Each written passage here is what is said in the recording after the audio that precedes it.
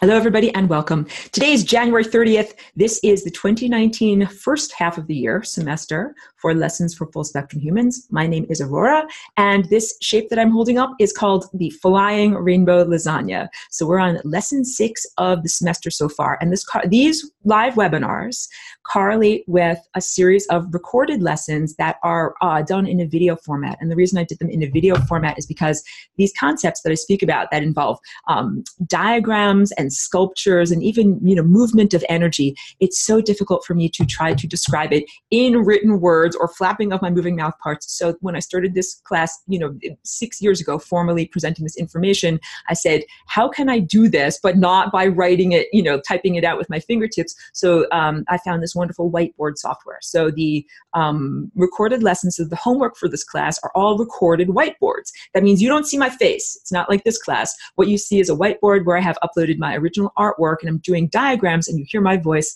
explaining and describing it. And I tell people about that because it's really worthwhile to check out the recorded lessons. If you are hungry for lasagna and you truly wish to delve, students have replied to me that everything makes a lot more sense when you actually watch the recorded lessons, because I have only so much time to do a presentation here. I try to hit all the salient points. I'm pointing to my notes, making sure I'm hitting my salient points, but I always skip over something. And so it always fleshes things out a lot more. And it's worth doing. And I'm not just merely giving you a sales pitch. I'm interested in actually giving you accurate information that you can eat and digest effectively.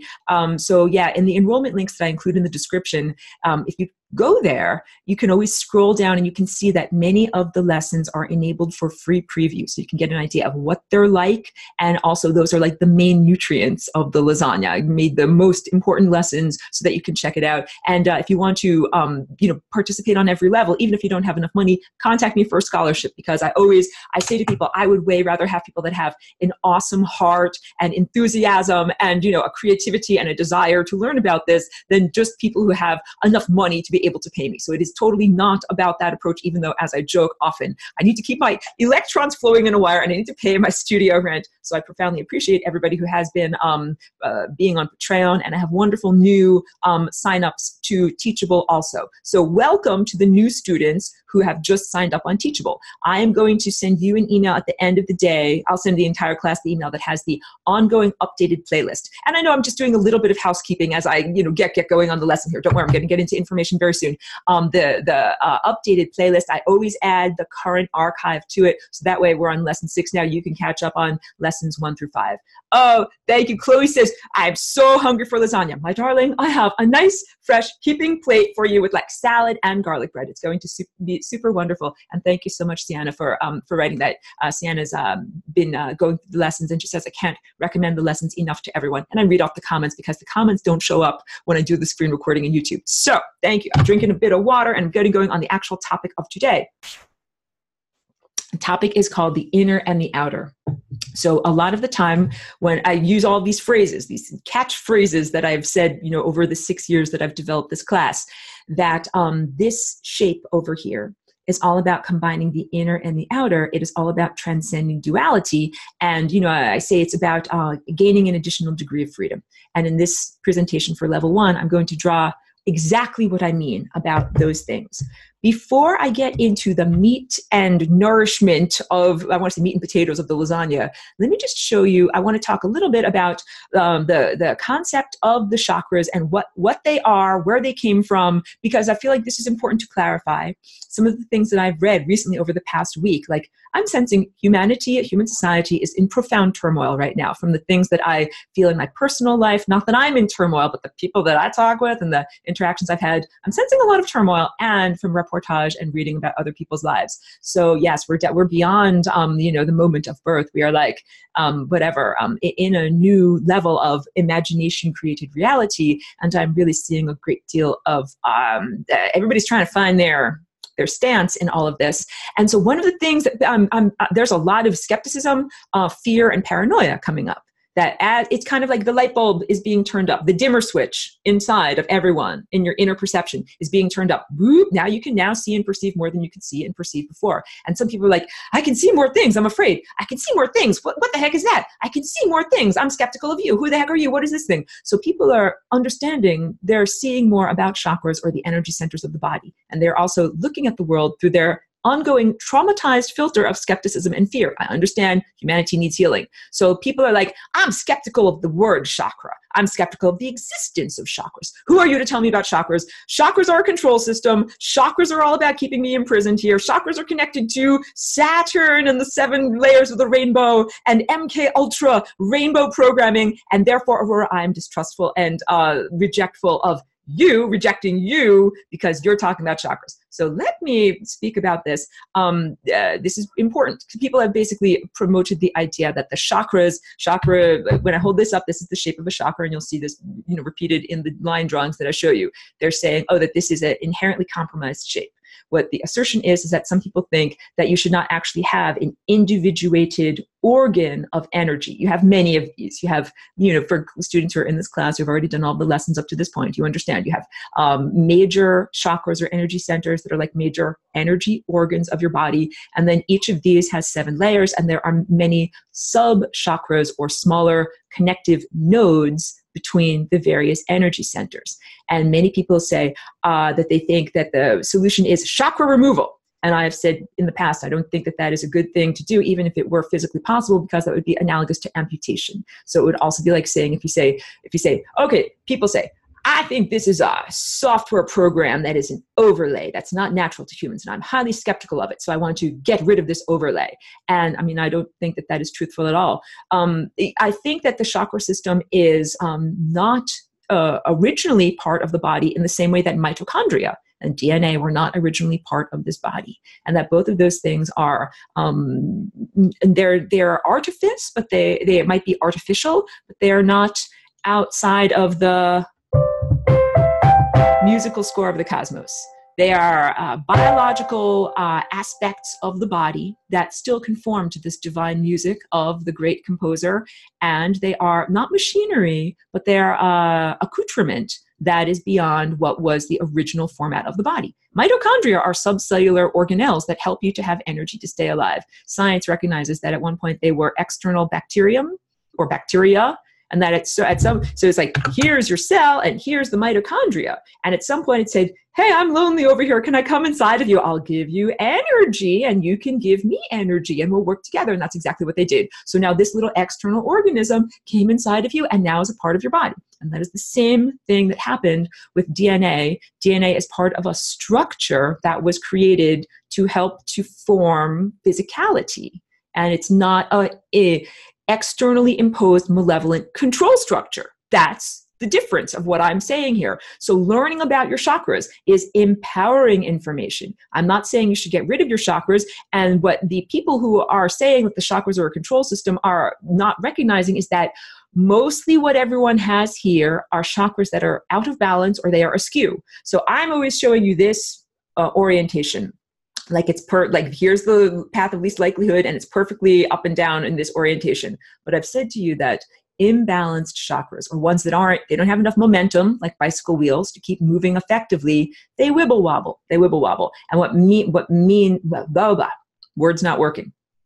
What makes that happen as a result is this needle of awareness, you, the experiencer, if your chakras wibble wobble, instead of this touching back with this, you touch with this. You touch the edge. The game of operation. You touch the edge. You die. You die. You go back to the beginning. You try again. So the wibble wobbling is what you should rail against, not the mere existence of your chakras. And now let me show you in this diagram what is I'm always drawing the ideal. Just like if I were to create an anatomy textbook, I would say, this is a healthy body and this is what it's shaped like and this is the way it's supposed to act. So in all of my paintings and all these drawings that I do, I'm drawing the ideal healthy body. However, many people here do not have the ideal healthy body, but the way that you get healed is not by showing, here's an accurate description, an accurate drawing and diagram of your disease. It is by being shown the rectification, what you're supposed to be shaped like. So let me show you, okay, I have this all set up just for this We're not even on the lesson yet. This is just some clarity. So this is a really accurate line drawing that I did of the chakras of the body. And what I want you to see how they nest together and how they are, the path of least likelihood for all of them is the same path. So the path of least likelihood for anyone who's new and who's just tuning in, that's that central core timeline that is goes up like a tent pole up the center of each one of these vortices. And you can see, so that's the lowest one. I'm kind of scribbling my cursor over it, and I just drew the central path of least likelihood. Now, hey, look, I'm pointing this arrow over here. Here's the second chakra, and they're nested within each other. And notice that this one, this path of least likelihood, also follows the same exact path. They even have some overlap between this one and the next one. And then look, here we have this chakra down here. Wait, I should highlight these. Let's start off with this one. Here's the first one. Okay, you see that time vortex, right? And you can say, oh, look, there's a blue line that goes up the middle of that. Then you can say, oh, here's the next one. Look at how it is situated so that the blue line from one touches the blue line from the other. They are connected. It's not different lines. It's the same line. I'm going to make my face a little bit bigger. There you go, so you can see me better. Here's the next chakra time vortex right over here. And that one also has a blue line going up it. And I'm just very, very hastily emphasizing these different structures. It's shaped almost like a pagoda. And you can understand why, religious buildings would be shaped in this way. So all of these chakras have their central core timeline overlapping and aligned with one another. It is not like you're like, okay, like I finished up the journey on the red chakra. Now I go up the journey of the orange chakra. Now I go up the journey of the next. No, these are all the same journey that you are moving up your own body, and there is no wibble wobbling. This is a healthy person. This is what you're supposed to be doing. And this is a person who will not die, but will instead experience continuity of consciousness, going into a higher dimensional, less dense realm, or different level of experience than just this embodiment of the material existence, drinking. Right? So you don't have to get rid of your chakras in order to have that unbroken journey from, let's say, this is the source over here, out into reality, assembling over here, and then going up the central timelines back up to the source. That's our goal. That's what we're supposed to be doing. You don't have to get rid of your chakras in order to do that.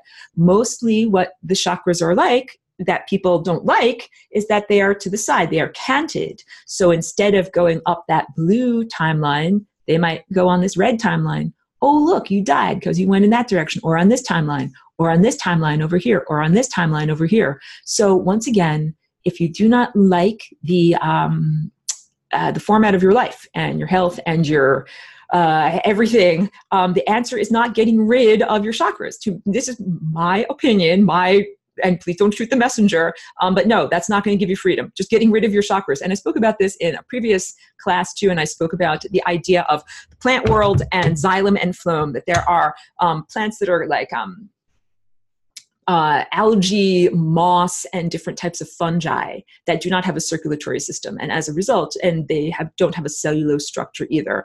They just have lots of nutrients that just kind of pool together. And they don't grow into big, giant, tall structures like a redwood tree. In order to have a big, giant, tall, complex structure like a big, giant, tall tree, you got to have cellulose to hold up the stem.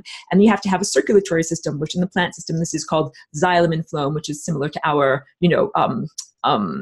arteries and veins. So you've got energy flowing through the plant, through its arteries and veins. And that's like, if you're like, I don't like being a giant redwood tree. I want to just have no arteries and veins. I just want to have all of my blood pool together and just kind of mush together. Then you can't be a giant redwood tree. You can't be an organism of that complexity. You can just be like a little one-celled kind of goo animal. You can't, a goo entity. You can't just be this big, complex, structured being. So if you want to remove your structures, your energy structures from your body, and you think that that will make you more free, I disagree. It will remove your structure and it will remove your complexity.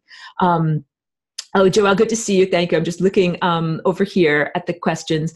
Oh, good. And this is a good comment from Sienna. She says, I don't believe that another person can perform work on another's chakras, by mean of Reiki, for example. So it's an interesting concept.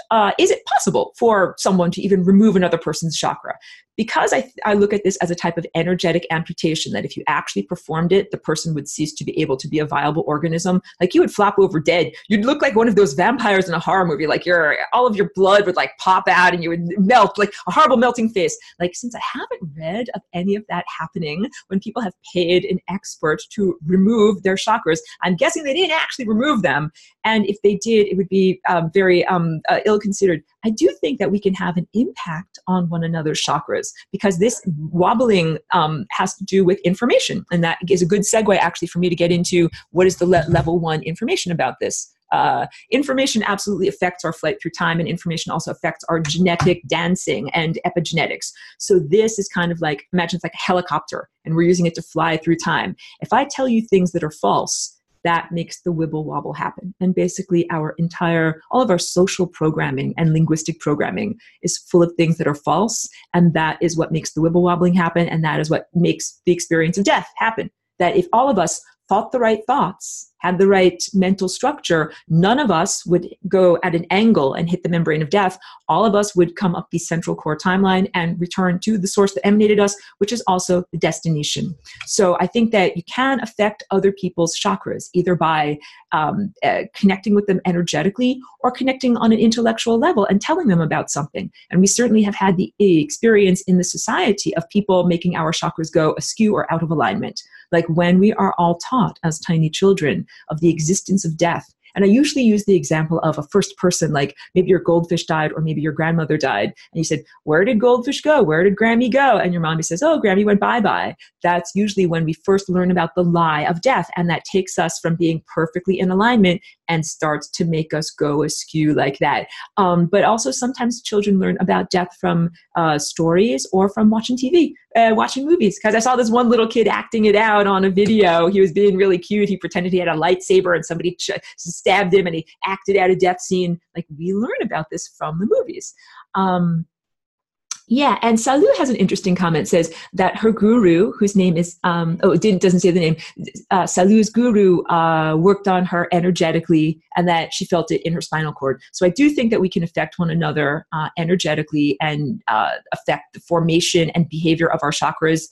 Be super cautious about who you let touch your chakras. Because like, I'm cautious about like even what kind of a dentist I go to if I need some kind of a tooth cleaning or, something fixed up or whatever. I'm very, very cautious. So clearly your chakras are as valuable, if not more valuable than your teeth. And you should make certain that anybody who wants to do anything to your body or your spirit or anything like that, that they're qualified. Make sure that they are qualified, that they actually, you wouldn't let just like somebody who's totally untrained who bought a Dremel like drill out your teeth. That would be horrible. Like, they haven't gone to school. They don't know what they're doing. Similarly, please be very extremely skeptical about who you let to touch your chakras. And I'll tell you, like, I don't touch other people's chakras, although I do give you energy with my mind and with my words and with my artwork. I know I'm affecting you. However, I don't reach into other people's bodies and say, oh, like, we'll just turn this knob and twist this and change this over here. Like, that is not my job and it's not my approach. Yeah, that's Sienna's agreeing with what many practitioners do, that they're willy-nilly. They are untrained. They don't really know what they're doing. They might be well-intentioned. I'm not casting aspersions upon their intention. However, if you're really well-intentioned, what you do first is get the training to do it right. And part of the training is awakening your inner vision, because you cannot be flying blind. Like, if we're using the dentist as an example, you got to actually get some x-rays and see what's going on to be able to do the healing effectively. So if you don't see and perceive clearly, how in the world can you effectively know what chakras are doing or what they're connected to or what you should do in order to fix things up? So just be really careful and cautious. So, okay. This presentation is all about the inner and the outer. And when I hold up this shape, I should get my Mobius strip. Hold on a second. So I have to walk off camera to get this. It's right back here. I'm talking. It's right back here on my work table. This is a Mobius strip. Mobius was a wonderful Swedish mathematician. He invented a bunch of different things, or discovered, or has named after him a bunch of different things, including this graphic depiction of the Mobius strip. It was one piece of paper or material, like a slat, that you have one twist and then you rejoin the ends. And this is a magical shape because it actually only has one side. It's a magical shape because it actually only has one edge. So that means if I, well, use my finger. If I say, here's my finger is like a little ant. And I start off on the outside of this shape. I'm walking on the outside, outside, outside, outside, outside. Oh, look, something just happened. I didn't lift up my finger. And yet now I am walking on the inside.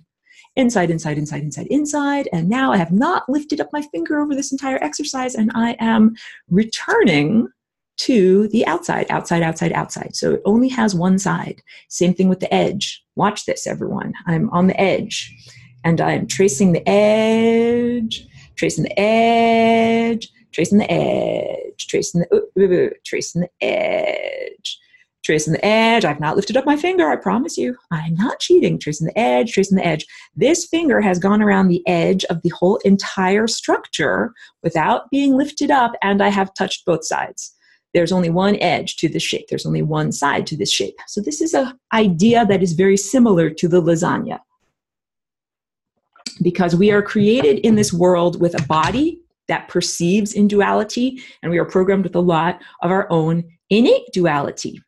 So some of the dualities that we are programmed with are, so I spoke about this actually in a previous lesson. Your eyes have duality.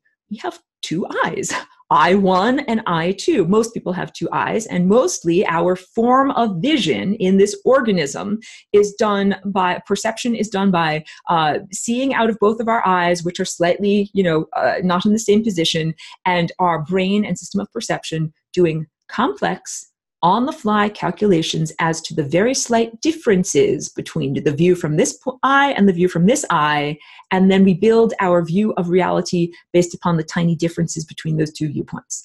That's one part of our visual system, and the other part is contrast. So here on this screen that you see, here's my shoulder, and you can see that there's an edge to my shoulder that I don't just meld into the background. There are hard-edged objects here that you can perceive with your eyes, because there's a difference between the lighting structure of this shoulder and the backlighting behind it. You can sense the edge. You can see there's a hard edge there. And what we do with our, I want to say pixels, the cells of your retina, is they work on contrast. Here is face versus hair. Here is shoulder versus wall. So we do thing versus thing.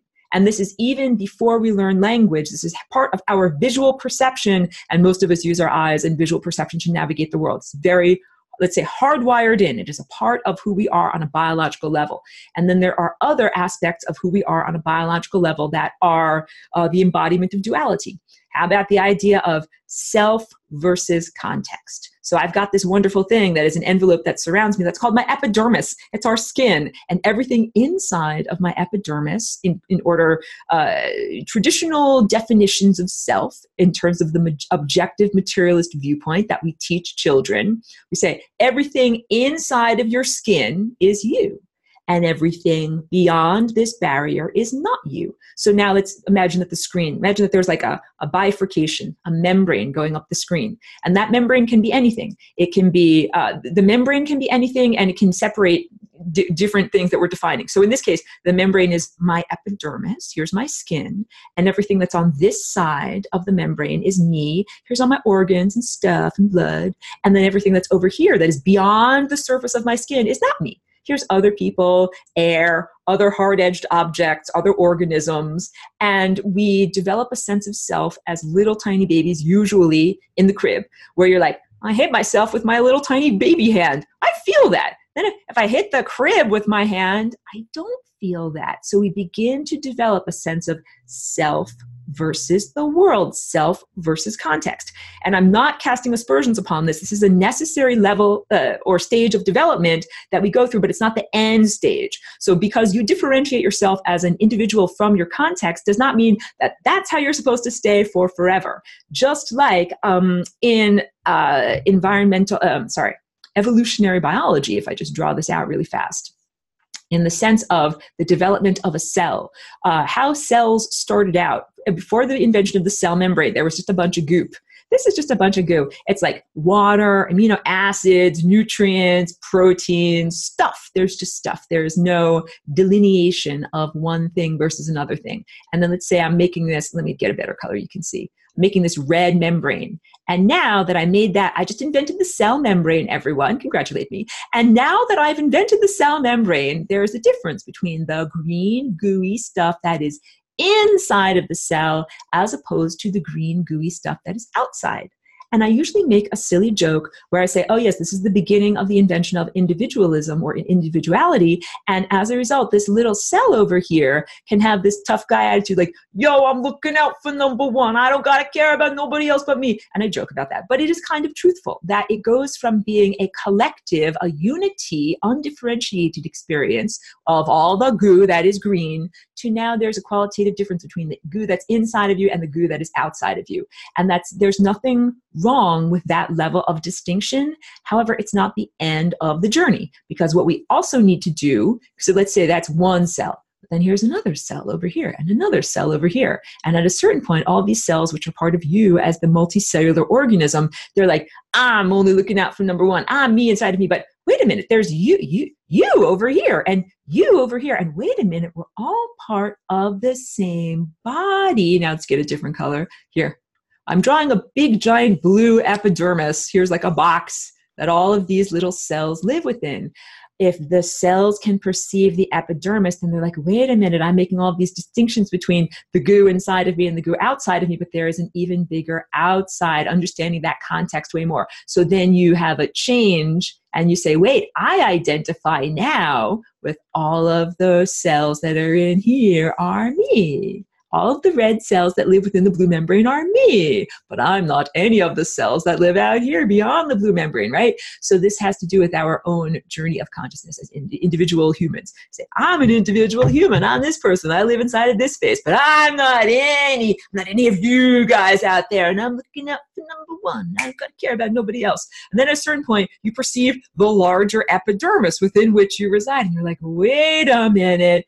All of the cells that are here in the blue epidermis are actually part of the whole, and I'm part of the whole. So this is about achieving that next level of consciousness, returning back to unity consciousness. So we come from undifferentiated goo, we individuate, and then we return to a sense of unity consciousness. However, when I'm telling you about this, and I make this really clear, it's not like joining the Borg, because I say I come from a consciousness collective where I'm an individual. I'm an individual. I'm a girl. I'm named Aurora, and I do blah blah blah, and I wear my earrings, and that's my individuation, and I'm connected to a consciousness collective that doesn't necessarily dress exactly like me. It is full of individuals, and all the individuals are free to play their own melody, be the musician they need to be, play the piccolo, play the tuba. You don't all play the same instrument. They have different biological structures.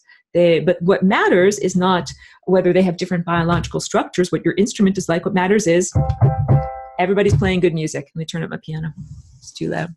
Everybody is playing good music. That was too loud.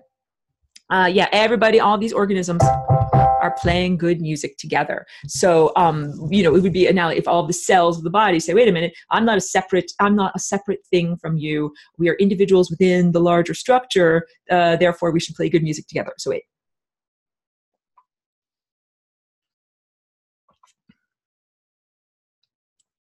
Oh, very interesting, Sadhu, what I'm reading about your guru. I will say that. So I'll just read this, is tangential to what I'm saying. Sadhu says, Aurora, I remember when you had once mentioned about those angels who helped your energy when you were being attacked by demons. I remember your story in the process of walking in and creating the flying rainbow lasagna shape. And so the name is Gurunath. So Gurunath is akin to those angels. So that is very beautiful. And something I think I spend way too much time in this class and in general, giving time, attention, and verbiage to those pesky occupiers of the interstices and the supernatural residues that live on the membranes there, and not enough acknowledgement and verbal. We should focus our attention somewhat on talking about the good guys, the guys that can actually help us, the angelic beings that are the literal antithesis of demons. But I'm not a biblical literalist when I use these words. They're just the cultural words that I'm using in order to try to get these concepts across to you. there's an angelic mafia. As much as there's a demon, infested, malevolent conspiracy to harm humanity, there is an equal, much more powerful, I wouldn't say equal, let's say much more tuned in, much more well-organized, much more powerful concerted effort to help humanity, to inform humanity, to give freedom to humanity. And that's definitely what I'm connected to, and what these ideas that I share, and what my motivation for sharing them is all about, to bring greater levels of freedom. So when I talk about this, when I say this is the shape, it's a torus or a donut, it's what your chakras or energy centers are ordinarily shaped like. And when you add an additional degree of freedom, you add an additional dimension, you add an additional degree of freedom, and that means that you can transform this shape into this shape. I'm going to begin speaking about that now in detail, understanding that this is music theory for when you actually sit down with your piano or your guitar to actually play your music, quote unquote, which would be actually doing the flying rainbow lasagna. So first, just understanding the idea of thing versus thing. So I was using the metaphor, like here's a membrane, and we've got stuff on this side and stuff on this side, and the two sides do not communicate. Here's another example. Here's a membrane that is the moment now, and what it separates is past from future.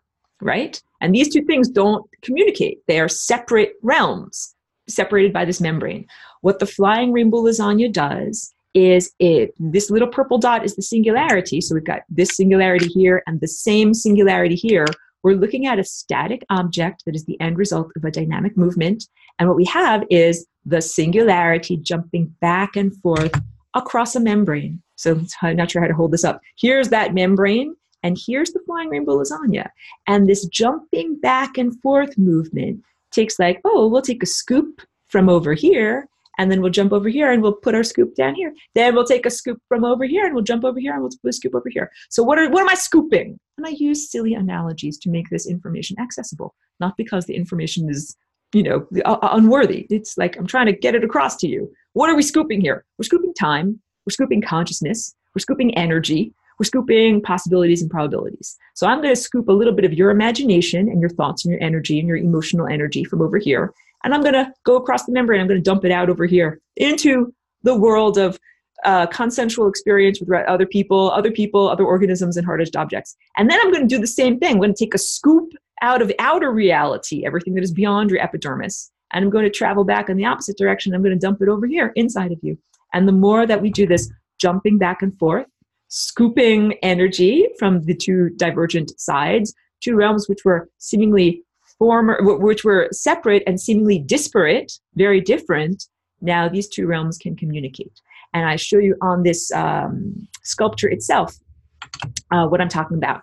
So in this sculpture, which is the end result of a dynamic movement up and down, and I'll show you the videos too, if we define the inner surface as any surface that points to the inside of the shape, right? And we're defining outer surface as any surface that points to the room within which we find ourselves, the room where the shape is, right? So here, I touch with my finger. With my finger, I'm touching the inner surface. Inside points to the inside of the sculpture. Now I'm touching the outer surface. It's the outside. It points to the room that I'm in, all right? If I'm this finger, again, that traced around Mobius strip for you, and I'm here in this level of red, which is the physicality, red representing physicality. My finger is now on the outside surface. I'm walking. I'm like a little ant. Oh, look at that. I just transferred to the inside surface. I did not lift up my finger. Now I'm walking. Now I'm on the outside surface. And now I'm experiencing outside reality. And now I'm experiencing inside reality. And this is what this shape does. I jokingly call it the egg beaters of reality, like you're shaking up reality. So what this shape does is it takes your inner, quote unquote, formerly defined as inner realm, your realm of thoughts and imagination and emotions and passion and creativity and basically everything that we would consider to be intangible. Consciousness. How much does your consciousness weigh? I don't know. It's not tangible. We can't put it on a scale. How many inches long is it? I don't know. We can't measure it. It's not like that. All of that stuff that is intangible, that's your inner on this side of the membrane. And when we do the flying rainbow lasagna, what you do is you take all of that inner scoops from your inner world and put it in the outer world. And that means that your imagination, your mind, your consciousness, all that is internal and intangible inside of you that you cannot take a picture of with a regular photograph becomes externalized. And then the stuff that is externalized, that is material, that is physical, that is not intangible, but is in fact tangible, all of that stuff then gets internalized. And you have a rapport, just like with other musicians. A rapport means like, I'm going to play this. Yeah, well, I'm going to play this. And the two play music together. That is what you do. You develop a rapport, your inner world with the outer world. Because up until this point, the way that reality has been structured, the way it is described to us and taught to us as young people usually, is the viewpoint of objective materialism that says your inner world, your perception and your thoughts and your feelings don't make the outer world. They're like, oh, it doesn't matter how much you wish and pray and whatever, try. Like the wall is the wall. The ceiling is the ceiling. It is what it is. It's not there because you're somehow making it there with your inner intangible energies. That is the objective materialist viewpoint. And that's what most of our modern culture that we find ourselves in is based upon that. And that this so like in the 1600s, this is all part of the lessons and everything. I'll just go through it really, really fast. So Sir Isaac Newton, he was a wonderful explorer of reality, and he taught us a lot. And he came at the time in the 1600s that was coming out of a time of profound superstition, that beliefs were not rooted in physical consensual reality. And this caused a lot of harm because people could be like, I accuse you of being a witch. You cannot prove that. It is intangible. It is invisible. And then they're going to be like, okay, cool. We're going to burn you at the stake because I accused you. So Newton was a step up from that. He's like, wait. We should measure things. We should talk about the things that we can measure, the things that all of us can sense with our five senses. That's a step up from, rampant superstition and murder based on superstition. However, it only describes a slice of reality. That only describes this red slice of the lasagna with all of this other stuff being conveniently ignored. And the next guy who came along that made a big breakthrough was Einstein, who is another, lovely person. And he gave us this quantum idea, or some of the quantum scientists. I just use Einstein as an example. The idea of observership that tells you, wait a minute, the wall is actually partially upheld by you looking at it. And the existence of the ceiling and the color of the ceiling is partially upheld and affected by your observership of the ceiling. That's what quantum science is all about. And I'm telling you that those were, two necessary stages of development, just like you go from being a pile of goo and amino acids to being an individuated cell, then understanding and broadening your experience. So humanity now needs to broaden into the next level of experience, which is understanding that you are absolutely in each moment. And I'll talk about this in level 2. In each moment, you are a virtuoso creating reality with your perception. And then you begin to understand how, wait a minute, let's go on this side, right? Membrane is here. On this side, your imagination and your feelings, and your desires, your passions, and all that stuff that we can't weigh or photograph with a camera, we can bring into the outer world. And then all of the results of that, you then bring into your inner world. And you develop a rapport, inner and outer, coming together and creating a beautiful partnership of creating reality. This is the next level. So to reiterate, objective materialism says the only thing that's in existence is the physical reality. Don't pay attention to anything else. La, la, la, la, la. Then quantum says, but wait, observership, ovens in front of my eyes. I am transforming, I'm collapsing higher dimensional potentials into experienced reality. And then lasagna is, I am a virtuoso, consciously using my observership and my feelings and my imagination to affect the outer world, and then taking that reflection of how I affected the outer world back internally. And it is, when I say a rapport, it's a give and take. That's what that means. It is give and take between these different levels of reality. And it's all meant to be consensual, and it's all meant to be cosmic lovemaking, which I know might be difficult for people to imagine what that experience could even be like, because you're coming out of this traumatized planet where a lot of sex and interactions are not based in love. So try to imagine in an ideal sense, as I said at the beginning of this particular presentation, when I draw these diagrams, I'm drawing the ideal of what is supposed to be there. So what do I mean when I say, okay, first let me talk about the little ant. So first we had the little ant that is walking along the outside of here. I'm on the outside, I'm on the inside, I'm on the outside, I'm on the inside. That's what you're doing when you're doing this. The little ant is you. You are the attention. That's your little ant. So on the one moment, you're focused internally with your attention on your emotions and your imagination and your visualizations. And then you are also focused on the outer world, the result of your imaginations, and then focus back to your inner and then back to your outer.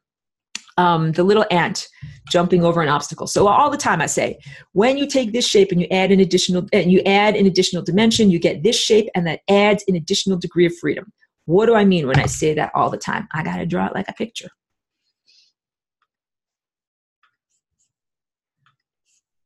Clearing all this out. How do I clear it out? Hold on a second. Clear. Good. Let's say, let me get a good color that you can see. Let's say that this two-dimensional surface is the two-dimensional surface of time. And we have built the dimensions in the previous subsequent presentations of this class. So y'all know what I'm talking about. This is a flat two-dimensional representation. It's a plane of time. And here is a little ant. I'm just going to draw a little black squiggly, and here's a little like antenna sticking up. All right, there's a little ant over there. So this little ant is stuck to the plane of time, kind of like a little ant can be on the surface of a leaf. You wake up in the morning. Here's waking up in the morning, right? And then you move through linear time. I'm walking across this flat plane, and here you are in the middle of the day. Here's lunchtime. I'll eat my little ant lunch, and then move to the end of the day. Now I'm over here at bedtime. I'm a little ant. I'm going to get my little ant nest and go to sleep. That is experiencing linear time. And it means that you are stuck to the surface of time, which is like being stuck in the second dimension or stuck on a two-dimensional surface. What you do not have the capacity to do is what a butterfly can do, or a winged ant, like maybe a queen ant. Let's draw some wings on there. Let's say that this ant magically sprouts some wings, right? And then instead of having to go on the surface of the two-dimensional plane all the way from there to there, the ant can do two interesting things. Let me erase that. It can either jump up off of the surface and then fly over here and then come back down over here. That's one thing, because you just grew wings. Or the flying rainbow lasagna ant can do something even more fun and interesting, can fold this flat plane up like this. So it would look like I have just made a fold over here where I'm making that big, fat, heavy line.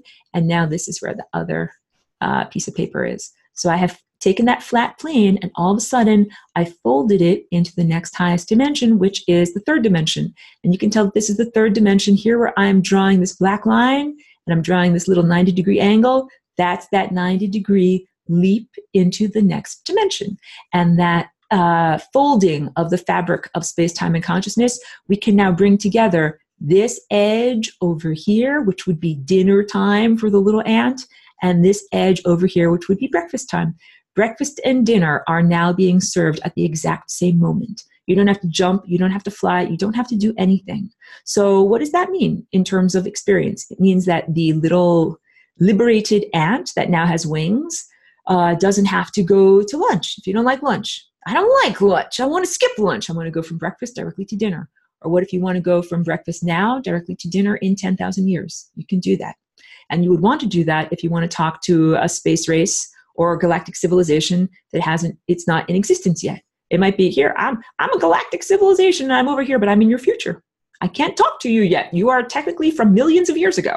And if you want to be able to have a conversation with them, you are going to have to fold the fabric of time, space, and consciousness so that this future touches your present. So all of this is necessary in terms of consciousness to not fly in a clank mental spaceship, but use the wings of your pure consciousness to fly through time. And it also means that if there is an impediment, an obstacle, or something that you can't get around, here I'm making like the immovable object. I can't get around this immovable object that's at lunchtime. It's like, I can't do anything about it. But what you can do is jump up and over the object and get to dinner time. So these are literally additional degrees of freedom. This is what I mean. Now I'll say this again so that you'll see it. Adding an additional dimension, right? This little symbol right here means adding an additional degree of freedom, the capacity to jump up and over. Good. Okay, I got that in. My next thing on my list to talk about, what is a solenoid? So this relates to lesson 2 of level 1, where I speak all about electromagnetism,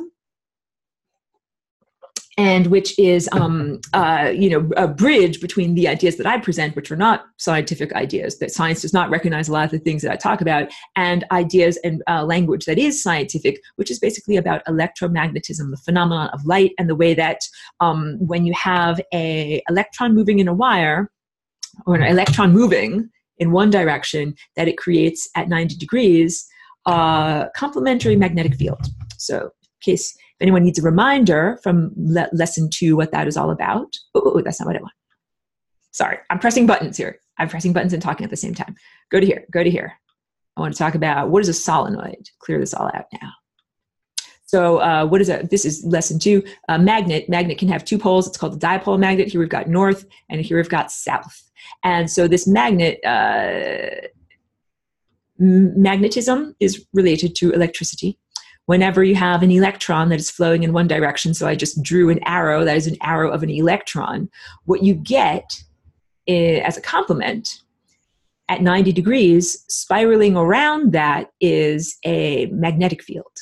And so that's the 90-degree complementary angle. You know, you've got one like this and one like this, and here's the 90-degree angle. So electricity and magnetism have a relationship. Where you have electricity, you have magnetism as an end result of that. And if you create it, what is a solenoid? A solenoid is a structure that looks like a torus. It looks just like one of these. And it happens when you bend around the north and the south poles so that they kiss. All right? So that is of one magnet. So usually what happens in a magnet, I've got a north pole and I've got a south pole, and then we'll draw a different color up here. So that means that if this is a different magnet up here, north sticks to south, right? South and north, they kiss, they stick together. And here's another magnet down here, south and north, they stick together. These two things would kiss and stick together. But, you know, north repels north and south repels south. So one of the things that we can do to resolve duality, I've got one magnet, I've got 2 poles. What happens if I squash around this pole to kiss this pole? What I end up getting is a solenoid, which looks exactly like the chakra shape. It looks like a field of loops going around like this, which would be the magnetism. And then, I should have used different colors. Let me rewind. The outer loops are the loops of magnetism, because I used that blue color in the previous example.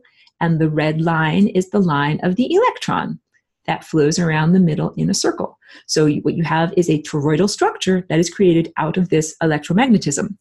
So we're talking about resolving duality. How do you resolve duality? So one of the ways to resolve duality is to say, like, hey, wait a minute, this artificial structure, this membrane that's been created, it separates things into this thing 1 versus thing 2. And what I can do is, in the electromagnetism, bend thing 1 and thing 2 together so that they touch. What I can do with flying rainbow lasagna is I can begin to jump across that membrane so quickly that it's as if I'm in 2 places at the same time, and I can access information and energy and particles from both places at the same time. That's a big one. Information, energy, and particles. If we're separating past from future and I'm jumping across, that means I now can access information, energy, and particles from both places. I take a scoop of particles from the ancient past and a scoop of particles from the far distant future. I'm going to keep on scooping. I'm going to keep on scooping. And what this does is creates like if we have hot on one side and cold on the other side, if you do enough scooping, at a certain point, you don't have hot and cold. You have medium temperature in both of these things. And this is the end result. So, okay. Salu makes a really interesting comment. Salu says, the FRL is to me like the activation of one's interdimensional energy body. Yes, thank you. I hug you through the screen for your insight and for putting it into such beautiful words. That is exactly what this is. So we have an energy body. Let's get to pictures. Pictures, pictures, pictures. Hold on a second. Go to my face.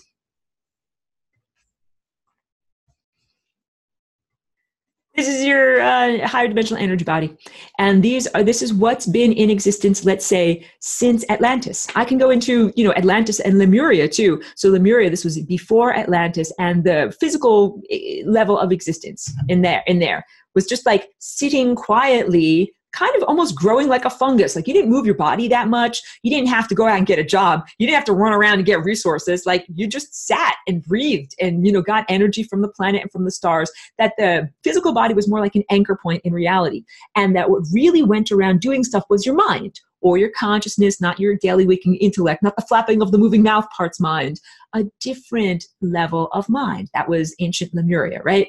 And then ancient Atlantis, everybody had these chakras, but everybody had them perfect in perfect alignment. Nobody wibble wobbled, nobody died, right? And then we find ourselves in our present level of reality where we have chakras, we have these energy centers, but due to genetic degradation, the chakras don't think clearly. They don't go down one particular, like when you sing a note, like, "La, that's my note, I'm doing my thing." They don't sing one note. They go, like it's a questing, not being really like on the tone there. Back to my face. So this is about the higher dimensional energy body beyond that picture that I just showed you. That picture that I just showed you would be analogous to one stage of development, like when we go from a bunch of green undifferentiated goo into a little cell that has a cell membrane. It's a step up, going in the right direction, but not the end of the journey. So those chakras that we have on our body, they're a step up in the right direction. They are not the end of the journey. And just because we're pathogenically infested in our minds and in our chakras and in our energy systems does not mean we have to get rid of those. My solution is the antidote. So that's the whole thing. It's like, if you're like, well, this body is great, but it's infested with pathogens. So how about I chop off my head and get rid of my body? Like, no, wait, guys, don't do that. What you can do instead is flying rainbow lasagna, where you get to still have a freaking body that doesn't have to be filled with pathogens. And in this term, the body, it's not just your physical body, it's your time body. Your time body is filled with pathogens. I don't mean to be so, downer about all of this. And I usually saved it for lesson 18, but all of the pathogens live on these membranes between levels of density. And that is an internal place where you live, where these pathogens live. So again, I don't want anyone to claw off their face in dismay, like, I've got pathogens inside of me, punch themselves in the face. No, do not do that. But please do understand that not everything that is interior to you is meant to be there. And I'll talk about that in level 2 also. Wait. Good. Oh, no, I'll talk about that right now, not in level 2. Let's talk about cells and pathogens. Not everything that is in the inside, is supposed to be inside. So now let's clear things out. Let's use the same colors so that nobody gets confused. Here is the cell. Here is the cell membrane. Now let's get a different color. Here is the nucleus, and here is the nuclear membrane. So inside the nucleus, all of these blue squiggles, that is DNA. And that's what is supposed to be there. Now I'm making green squiggles inside of the DNA. I don't know if you guys can see that. Let me choose a different color. Now I'm making purple squiggles inside of the DNA. That is not supposed to be there. That's like a virus. Here's how a virus gets inside of your nucleus. It's not supposed to be inside of there. You're not born with a virus inside of your nucleus. The virus starts out here, and it puts on a mask. It's a protein structure, and it goes up to the cell membrane, knocks on the door, knock, knock, knock. Hi, I'm a friend. I'm wearing a mask. So cool. Let me in. And the cell membrane is like, sure, you can come on in. I think I've done this in this semester before. And the virus walks on in, and then it goes to do the same exact thing with the nucleus. Hi, I'm a friend. Look, I'm wearing a physical protein structure. I'm totally supposed to be here. Knock, knock, knock, let me in. And the nuclear membrane says, sure, come on in. And then that genetic material from that virus goes into the nucleus. The nucleus is like a library. It's where all of the accumulated information for your biological being exists. And that's information of like how to act right now, and also everything that's ever gone on in the past. It's like history. It's your history books. And that virus comes into the nucleus and it alters the history books. And it also alters your blueprints. It says, don't listen to what those silly old things tell you to do. Do what I tell you to do. Make a lot of mucus and die. And that's what a virus is. So now we're talking about inside versus outside, because if you're looking at inside of your cell, you're like, well, wait a minute. Purple stuff is inside of me. That's me. That's got to be me. It's not you. It's a pathogen. Big distinction to make. I'll go back to my face. Not everything that is inside of you is you. Not everything that's inside of you is you. Even on a biological level, if you counted up all of the cells of your body, there's like, all of these cells are me, and they have my DNA in them, and they respond to me and my thought structure. And then all of these other cells don't have my DNA in them, and they don't respond to my thought structure. So in our physical body, we have trillions of our own cells, and then we actually have trillions more of cells that are not our own cells. They are bacteria, and they are viruses and molds and fungi and everything like that. And some of them are beneficial.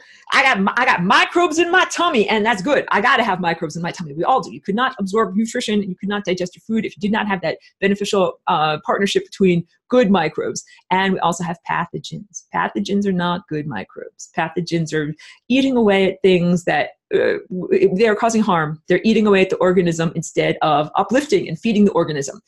It's a very important distinction to make, just like mitochondria. Mitochondria are an externalized bacterium that got internalized, and it did so because it's a beautiful partnership. We work together beautifully. The mitochondria is like, I'll give you lots of energy. And my cells are like, I love you. Thank you for the energy. I'll give you stuff. And it's good. It's good. It's the way it's supposed to be. So I want to contrast that with something like a pathogenic infection or an infestation or a virus. That is not supposed to be there.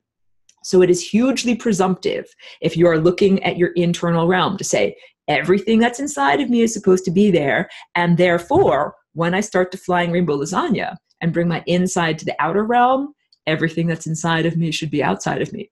Not everything that's inside of you should be outside of you. Maybe you're going to make this, reiterate this. So not everything that's inside of you is supposed to be there. And not everything that is inside of you is supposed to be outside of you. And this is the critical distinction that each one of us must make as an individual. What are your real thoughts? What are your thoughts that arise as a natural result of your connection to divinity? When I say divinity, not the God of the Bible, not that everyone in this class knows what I'm talking about. I'm talking about the sun, the stellar network, pure consciousness, photons, light, energy. That is what is supposed to be inside of you. Not everything that we have inside of us as a thought form or a structure or a belief structure or even as an emotional energy comes from the sun and the stars and is supposed to be there. Some of it is a technological implant. Each one of us has to do that inner work of saying, me versus not me. Like you like going into the closet. You're going to go in the closet, try stuff on. Be like, how does this look? This looks good. This is the real me. And then try other stuff. And like, no, this is not the real me. This is not the real me at all. And I can't do it for you. Each one of you has to go through that inner process of discernment. And this is a necessary part of reaching this next level of maturity. In this next level of maturity, we are the painters of reality. Very, very different than saying, oh, some other externalized deity has painted reality for us, and we just plop in like a character, and the director tells us what to do, and we just, read the script. I'm supposed to say this, I'm supposed to do this. And what we're actually supposed to do as we reach this higher level of maturity is say, I made this context. I wrote this script. I set up all the characters, and I wrote all of the words to say, and I'm also here writing the words and saying the words and having the experiences. And then you can take much more responsibility for the quality of existence that you find yourself in. If you're in a hellish, horrible, uncomfortable existence, it is not some external thing that has imposed that upon you. It is because that is the outer manifestation of your inner realm. Wait, I'm drinking. But I want to be really clear. I don't want everybody to have to externalize an inner hell. I want everybody to heal their inner demons or pathogens or whatever you would like to call them, and then externalize what is internal, or only internalize the things inside that are worthy of being outside, here as part of consensual reality. This is my whole motivation for teaching people about flying rainbow lasagna. I want everybody to be able to have that paintbrush with their imagination. You can imagine something and paint it into being, and I also really profoundly wish for healing on an individual and collective basis, because then you're painting good stuff. You're painting good stuff, or you're playing good music. Here's ugly music. That is ugly music. I don't want you to play ugly music. I want you to play beautiful music. And in order to play beautiful music, what you can do is learn the structure of the cosmos and do the removal of your inner pathogens so that you are externalizing the things that you actually wish to externalize. Now, wait, I just want to make sure that I'm okay. States of matter and resolving duality, and I'm also going to do good versus evil. So I make it very clear in this class, I'm not a transhumanist, and I'm not a moral relativist. A moral relativist, this is coming from Satanism and Luciferianism, and I tend to use those two words to describe the same group of people, even though I understand that there are relative differences. It's kind of like saying Metallica versus Megadeth. Like, they are both heavy metal bands, okay? Like, don't quibble with me on this. I know that they're different, but they're the same, okay? So just, blah, blah, blah. Good and evil. I'm not a moral relativist. So a big part of the teaching of, these heavy metal bands, I'm not judging anyone who listens to heavy metal music. That's okay. a big part of these, demonic beings, good versus evil, they're not actually supposed to be in existence. So one of the big things that they say is moral relativism, the evil ones, is like, oh, evil schmeevil. What's really evil? Like, is it evil if I do this? But how about if I do this? Like, is it evil to steal a loaf of bread? How about if you're hungry? Do you have to feed your children? Like, they go through all of these rationalizations in order to try to justify something that is unjustifiable. That is moral relativism. Like, I don't want to kill someone. It's not okay to kill someone. But is it okay to kill someone if they are running at you with a gun? Or how about if they're about to drive over you with their car? How about this? Or how about that? Like, that is literally the twisted thinking, the rational but twisted thinking that comes from the satanic space races that implanted their minds into us. It's not your mind thinking that. You got that computer program from something else. So I'm not a moral relativist. The truth is that there are empirical truths, like that note is a C, or that action is evil, and that's not supposed to be what's going on here. So when I tell you this information about good and evil, please take it in the proper context. Please never take my work out of context. Like, don't be like what they do with some philosophers. Be like, this philosopher says this, so now we'll use it to justify, eugenics and horror. Like, no, please never take my work out of context and use it to justify eugenics and horror. Please don't claw off your face. Like, please don't do violence as a result of the information that I'm sharing with you. And I keep looking at my notes over here. But the idea is that good and evil can both be subsets of the divine. This is the question that almost all intelligent little children ask at some point when they're learning about good and evil. They're learning about the structure of the world. And they say, Mommy, Daddy, if God is real and God is good, then how can good and evil both exist if they're both inside of this big giant thing that we call God, not the God of the Bible? And my answer to that, my graphic depiction and also my embodiment answer to that, is that good and evil can both be subsets of God if we understand this shape of non-duality, that they are both moving, both good and evil are both moving towards the singularity. But the singularity can have different qualities in different positions. This central convergence point is the singularity, and it is single by nature and single by definition. There's only one of it. There's not two of it. If we make that singularity jump around really fast, it makes the flying rainbow lasagna shape. And this is the shape of non-duality. Some of the time, the singularity is over here. That's like saying, I'm looking at the world through this viewpoint of this eye. And then some of the time, the singularity jumps over here. And that's like saying, now I'm looking at the world through this eye. And both of those qualities, energy, the total presence of energy and light and heat and intelligence, and entropy, the lack of intelligence, light, awareness, heat, movement, that these are both pathways towards unity consciousness. So energy brings us towards the source, toward which is also our destination, the thing that emanated us, where we came from. Energy brings us there. It's like saying, I got a lot of gas in my car and I drove back home. That's what you're supposed to do. However, losing energy also brings you back home. And it brings you back home into the realm of the Bose-Einstein condensate. And if I go through the different layers of reality super, super fast, go to whiteboard. And I first have to write down what Bose-Einstein condensate is, clear it out. Nope, I want to do this right over here. Boom, clear it out. Let me write with text. Yeah.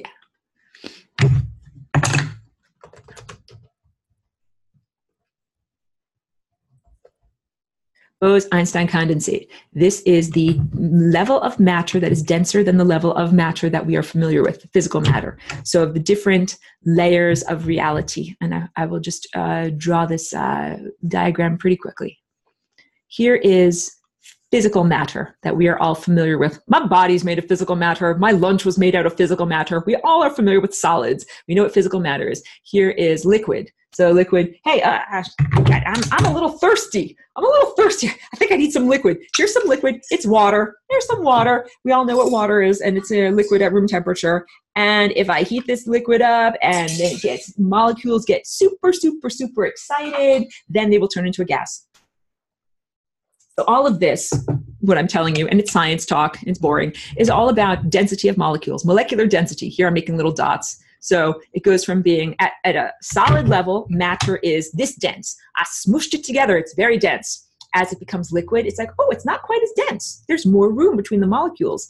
Then as I add more energy and heat to it, the molecules move even more. Now they're apart further. Now it's a gas. If I add even more energy, even more heat, even more movement to those molecules, they turn into a plasma. So now I'm writing this like this. It's supposed to look like fire. If I were to take a little lighter, make a little flame, be like, point to that flame, that is a plasma. And then if I further added more energy, heat, light, and intelligence to that plasma, then it would turn into a beam, and a beam of light, not just a plasma. Plasma's got light beams going all over the place, like this way, this way, this way. They're not organized. Beam is completely organized light waves where all of the peaks and all of the troughs all fit together like perfect synchronization, and that is a laser, or a beam of light that comes from the sun and the stars. Beam of light. The Bose-Einstein condensate is on this diagram all the way down here. Let's make a big, fat, heavy. I'm making heaviness down here. It is a level of reality that is even more dense than this level, which is the dense level of matter. So in order to get going in this direction, I added more heat, more light, more energy, more intelligence. I made the molecules move around more and be further apart from each other. In order to become a Bose-Einstein condensate, I take away energy. I say, no, I'm going to vacuum up your energy. No, you're not allowed to move. I'm going to make you cold. I'm going to make you so cold. You're going to get so cold that you are going to stop moving entirely. You're a bare fraction of a degree above Kelvin, which is 0 degrees. 0 degrees Kelvin is absolute zero. So you're a bare fraction of a degree above that absolute zero. And you're going to get so cold that instead of moving as individual molecules, you start to overlap and smush on top of each other and become one thing, become one atom. When I keep on saying molecules, I actually mean atoms. You become one thing. That is what a Bose-Einstein condensate is. It is the reduction of heat and light and awareness to a state of entropy that is so profound that those things that are divergent, I'm looking out for number one, I'm looking out for number one, all of a sudden all come together and they become unity consciousness. This is how you can understand good. Divinity is moving towards levels of energy and organization. Evil is moving towards levels of disorganization, loss of energy or entropy. But they both go back to unity consciousness, but they are a different experience of unity consciousness. It is this I versus this I, different viewpoints of the larger overarching entity. So I say this in order to understand not everything is supposed to go back to source on a bridge of light, because a lot of people are well-meaning. I'm not making fun of you for doing this, but it's like you meet a demon, you're like, go to the light, go to the light. It's like, no, go to entropy, go to entropy. Like they're not supposed to get more gas in their car. You're not supposed to give a demon a paycheck so that they can fly back home. Like, I'd love to go back home. I'm lost and I don't have enough money. Give me money. Like the ultimate panhandler, right? No. What you should do is take away all their money. If they've got a little cup, they're begging like, give me some money so I can get back home. I need a bus ticket. They're like, oh, you've got money? Yank. I'll take your money away from you. You're not supposed to have any money. Oh, here's boss. Come on up, boss. Yeah, you're not supposed to have any money. You're actually supposed to have zero money. Aw, thank you guys. We just have to have a little hug and snuggle because it's time for level 2. Cheeky is very good. She knows exactly when it's time for level 2. Okay, boss, we got to work. You know what it is? Coconut oil. She loves, I moisturize with coconut oil. She loves that. I come pre-marinated. Aw, thank you.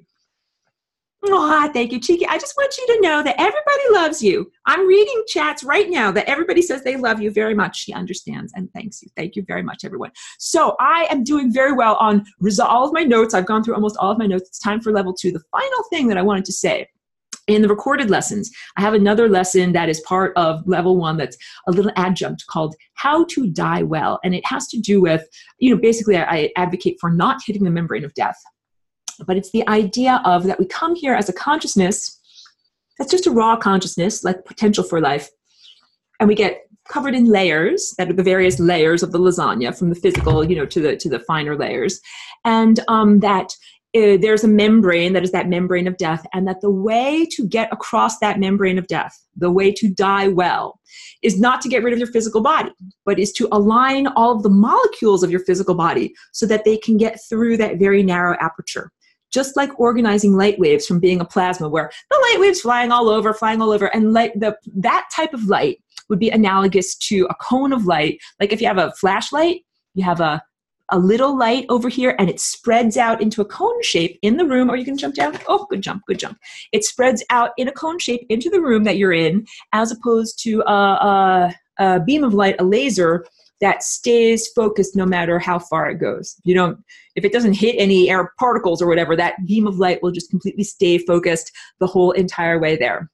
So you don't have to get rid of your physical body. How you die well is not by separating your consciousness from your physicality. It is transforming your physicality so that your molecules and all of the other denser layers of self can fit through that narrow aperture, and that has to do with becoming what you would call, I guess, a crystalline structure or a tessellation. When I say the word crystalline, I'm not saying that you have to change from being carbon-based into a silicon-based or anything like that. It has to do with rearranging your puzzle pieces. So if you have puzzle pieces that are all disarranged and there's kind of like they don't fit together perfectly, there's air spaces in between them, what if you arrange all of those puzzle pieces perfectly and they fit together perfectly and there's no space between them? That is called a tessellation, and that is what a crystal is. It is perfectly rearranged molecular lattices that we can do that to our physical body, and that is how you die well. Let me do questions and then move on to level 2. Hold on a minute. And I know I squint and scroll.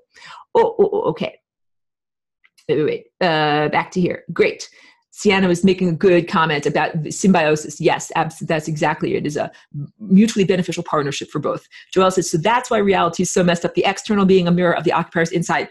I love you. I love you. You totally understand. So I started this broadcast and I was saying hey, things are kind of effed up out there right now. Well, I'm looking on social media, not in my personal life, but in my interactions with people, I'm sensing things are very heavy. There's a lot going on. The external reflects the internal. And this is something that has always been truthful. However, it is now more evident. So it's kind of like saying, whatever, if you have one little tiny muscle, then you can do this much work. But if you have big, big, big muscles, then you can do big, big, big work.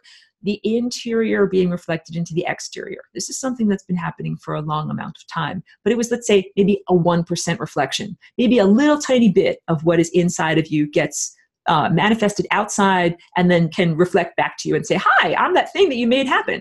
And that was like for most of human history. Now, a very significant portion of what is inside of you can be reflected outside of you and then can come back inside of you. Because now we've got flying rainbow lasagna. Scoops from inside come outside and scoops from outside come inside. So one example would be like, you have thoughts and feelings and everything. You go into reality, you interact with other people, and people, write things, and you read what is written. And then that is taking energy that is scoops from reality back over to here, back inside of you, and you internalize it. So the challenge really is, if you're internalizing something that is pathogenic, so it contains some amount of nutrients and some amount of poop, then you're externalizing that. So you're externalizing a portion of your inner reality, but your inner reality is somewhat pathogenic. So maybe you get 50% cool stuff and 50% poop. And then when you re-internalize, you're taking 50% cool stuff and 50% poop sometimes back inside of you. And this is why the world is very screwed up right now. So what we really need is healing on a profound inner level. From my recent experiences, I have seen that it is very challenging to have that level of inner healing that's not just individual, but as part of the collective, while there is still satanic Luciferian, or let's say parasitic social structure, where it makes it very hard to even have a conversation. That if you're trying to have a conversation with someone and be authentic and come from the heart, and when they cannot do that, that's where real healing comes from. Laura, how do you heal the inner pathogens? From, real heart, love is a transformation. So that love is a transformative, people say water is the universal solvent. Love is the universal solvent. But again, I never advocate to anyone, do not hug and kiss a demon. The way that you exhibit love to them is not by saying, oh, demon, I love you so much. It is by saying, oh, demon, I see you're a demon. I'm taking energy away from you. Shaking your cup at me. You want a contribution? I take your cup away. No, you don't get to have energy. You're not supposed to have energy. And Sienna is agreeing, the Truman Show on the levels of manipulated reality. Because Joelle is asking, this is on topic, so the FRL removes the parasites, ? Yes. Or do we use it after we remove the parasites? How do we remove them? Exactly. So this is really good. Thank you for asking that, because that helps to help me to know what I need to articulate here. Yeah, the inner work involves love and acceptance. Love does not mean romantic love. Love does not mean kissing. It means you look at your stuff. You read your stuff. You're like, wow, this is the book of me. I'm reading my book. And that's who I am, and that's what's going on. That is love. And love is a transformative substance. So they say in science, water is in here. Water is the universal solvent. Meaning, like, if you wash something with water for long enough, it will eventually wash away. But it just might take millions of years, but it just will happen. And love really is the universal solvent. But I do not tell you, does not mean, like, if there's a demon over there, you're like, oh, I'm going to just send that demon tons and tons and tons of love, and then it'll eventually wash away. That's not how you resolve demons. Love is an action word. So it's not just like I'm sending you a substance, like, here's a cup full of love. Love is an action word. So the action of love can be, I am loving you by sending you to entropy, by taking that energy away from you. As an internal experience, what this would be like would be saying, I'm looking at the book of me. These are all the things in the book of me that are the real me. And these are all of the pathogenically influenced things that are not the real me. These are the things that I send to entropy. I do not play those notes in the score. I rest. There's music playing. Music is playing. Music is playing. Music is resting. I turn the sound down on those things. On the piano, there's a pedal that dampens things. You press that pedal and the noises stop. That is what you need to press. Press and hold, everyone. Press and hold. I joke about this. The pathogenic qualities that are internal. First, you make a delineation. And again, I cannot do this work for anyone else. You do the work for yourself. You like look at your outfits. What looks good on you? What doesn't look good on you? I think everyone can tell internally what does not look good on you. Like when you've been a jerk face. You can tell when you've been a jerk face. I think you can feel it. And this is, I don't want anyone to be unduly harsh on themselves. Like, I think that you also should love the context within which you might have been a jerk face. Real love is saying, oh, that was pathogenically influenced behavior. That is not the real me. And I'm going to press and hold, send it to entropy, take the energy away from that aspect of self. And I'm not going to externalize that. That feeling, that emotion, that intellectual approach. I am not going to externalize that because I recognize it as being pathogenic. This is being a virtuoso. This is really, really huge. This is about becoming a virtuoso on the guitar or musical strings of your own body, playing the notes that you wish to play, not playing pathogenic notes. Sorry, Chiqui's barking at someone outside. So you do not wish to play the pathogenic notes. Stephanie says, I love your explanation about the external and I think you mean internal. Hey, quiet down. It's very key to work within and heal yourself in order to have the type of life you want. That's exactly right. In reality, everyone is in control of how they react to things. That is totally truthful. And I will say that from my own experience. Like the reason why I walked into this body was for literally like the worst thing that you can possibly imagine. Like the body was being totally tortured and, the previous occupant had been murdered, like the worst stuff you can possibly imagine, really bad stuff.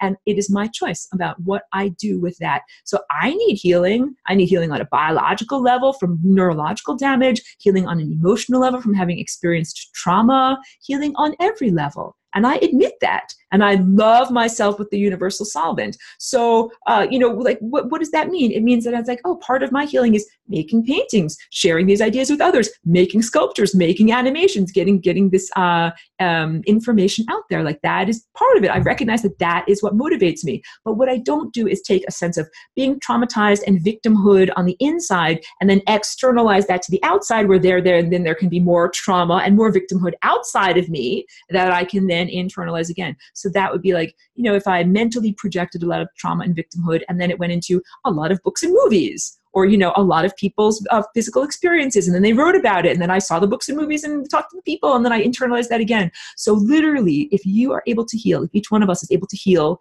on an internal level and stop externalizing those inner traumas, then our external world becomes less traumatic, and then we also are able to, focus on the universal solvent. Healing is not an adequate word. Rectifying, because it's like a bad music. How do you rectify the bad music? Press and hold. You dampen the strings. Don't want that music playing? Dampen those strings. Okay, how do we remove them exactly? With the parasites, Joelle is asking about the parasites. The parasites are mental programs. So at this point, we understand that the parasites are not physical embodied structures. They are not actual worms or actual viruses. They are non-embodied. And that's the whole idea of viruses, that viruses require a host to eat and to reproduce, and that's why they come inside of your cells. These mind parasites are like viruses. They don't have their own bodies. They smash their guitars on stage. They want your body. So they want to hijack your thought processes. They want you to think about them. They want you to think like them. Don't think like them. Think like your true mind. And I've spoken about what your true mind is. It is not the daily human waking intellect. It is the true non-verbal mind of direct perception. Joelle's, so that's clarification on all that. So Joelle goes on to ask, Aurora, there are some people I know that use the good and evil are both God as an excuse to say humans are supposed to be exploring evil and darkness.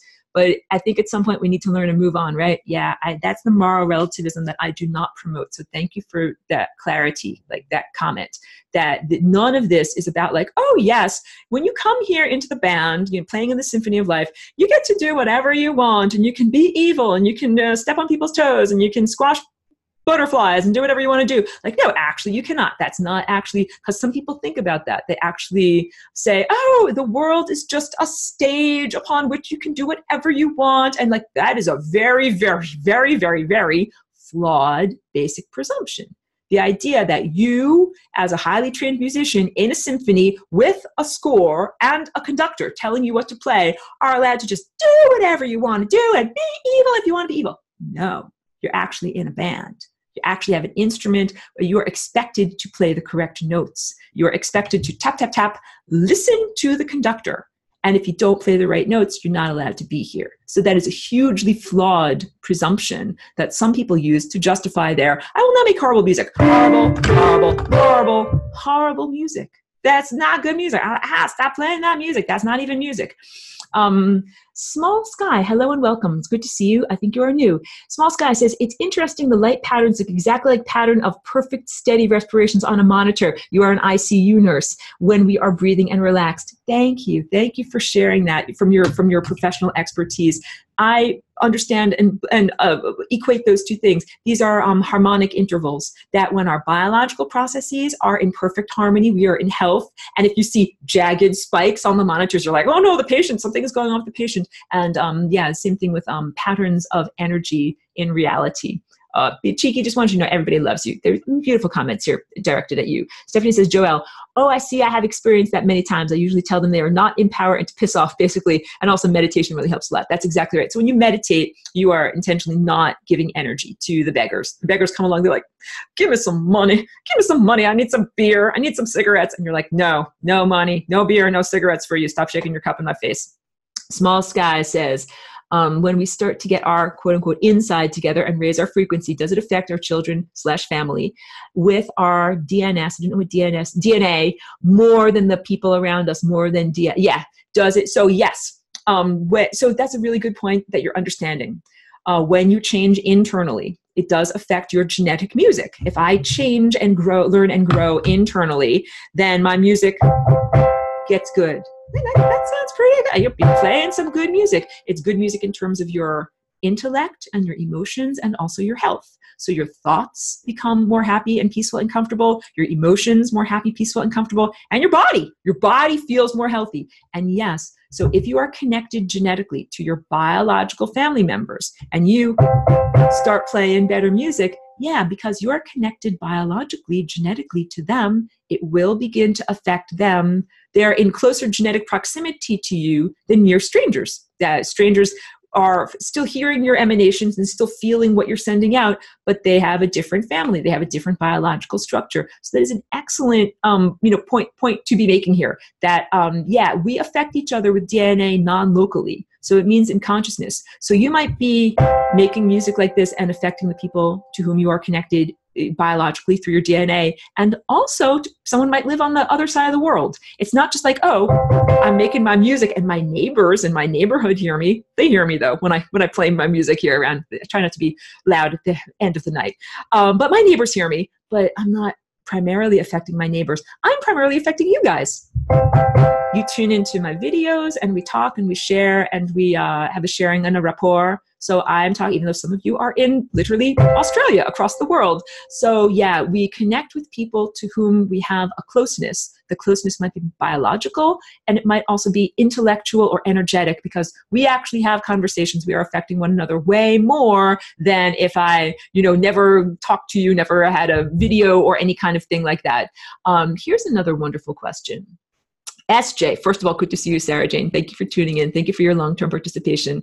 Sarah Jane says, do you think that anxiety disorders like OCD and hoarding are mind parasites or just unhealed trauma? So I think that they are both, because if I look at unhealed trauma arises from parasitic interaction. That if nobody had any parasites, none of us would ever be traumatized. The primary trauma was parasites coming to our planet and humans having a genetic degradation and losing our connection to the divine. And the trauma that many of us continually experience is what happens when someone who's not connected to the divine and is controlled by pathogens, poops all over us. It could be violence, it could be sexual violence, it can be whatever forms of abuse. And then you have that trauma. If they hadn't been behaviorally controlled or influenced by parasites, we would never have been traumatized. So OCD and hoarding are absolutely responses to the unhealed internalized trauma.